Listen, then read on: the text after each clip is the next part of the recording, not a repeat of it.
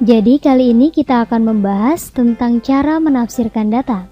Jadi cara menentukan nilai terbesar atau nilai tertinggi dan nilai terendah dari data yang dalam bentuk diagram gambar dan diagram batang. Jadi di dalam diagram batang terdapat data jenis sampah daur ulang, ada bendanya yang berupa plastik, kaleng, kaca, dan kardus.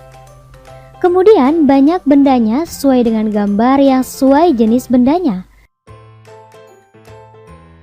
Kemudian setiap satu gambar mewakili 5 buah, maka banyaknya jumlah plastik adalah dari banyak bendanya ada 7, kemudian setiap satu gambar mewakili 5 buah, maka 7 dikali 5 sama dengan 35 buah.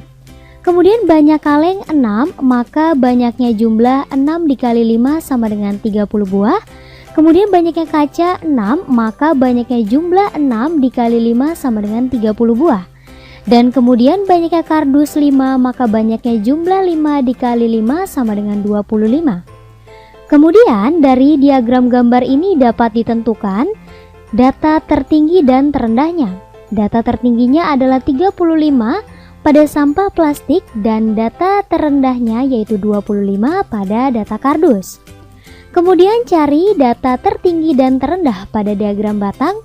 Jadi diagram batang dari nilai matematika adalah ada nilai 5, 6, 7, 8, dan 9 dan ada banyak siswanya.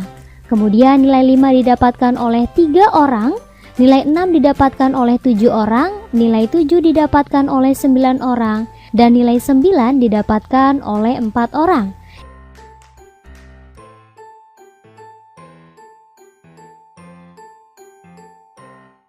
Jadi data tertinggi pada nilai 7 dengan jumlah siswa 9 orang dan data terendahnya pada nilai 5 dengan jumlah siswa 3 orang. Jadi itu adalah cara bagaimana menentukan data tertinggi dan terendah dari data yang disajikan dalam diagram gambar dan batang.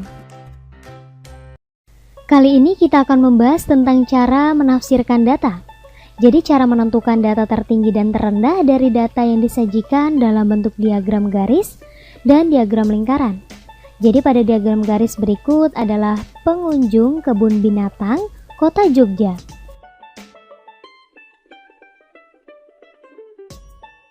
Selama 6 bulan berturut-turut, pada bulan Januari ada 2.000 pengunjung. Bulan Februari ada 2.500 pengunjung. Bulan Maret ada 1.100 pengunjung. Bulan April 857 pengunjung. Bulan Mei 600 pengunjung. Dan bulan Juni 4.500 pengunjung. Jadi data tertinggi pada bulan Juni dengan total pengunjung 4.500 dan data terendahnya terdapat pada bulan Mei yaitu ada 600 orang. Kemudian dapat dilihat juga dari titik tertinggi adalah data tertinggi dan titik terendah merupakan data terendah. Jadi itu adalah cara menentukan data tertinggi dan terendah pada diagram garis.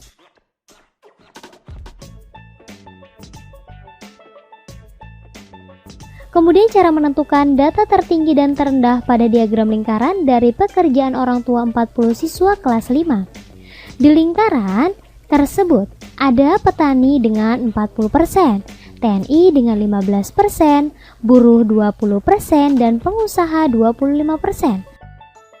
Kemudian dapat menentukan data tertinggi dan terendahnya tidak hanya dengan persentase, dapat juga menentukan berapa jumlah siswanya. Jadi petani adalah 40% dari jumlah siswa 40 sama dengan 40/100 dikali 40 sama dengan 16 siswa. Jadi data tertingginya adalah pekerjaan petani 40% atau 16 siswa. Kemudian paling sedikit adalah pekerjaan TNI dengan 15% dari 40 siswa, maka sama dengan 15/100 dikali 40 sama dengan 6. Jadi ini adalah data terendah, TNI dengan 15% sama dengan 6 siswa. Jadi itu adalah cara menentukan data terendah dan tertinggi dari diagram garis dan diagram lingkaran.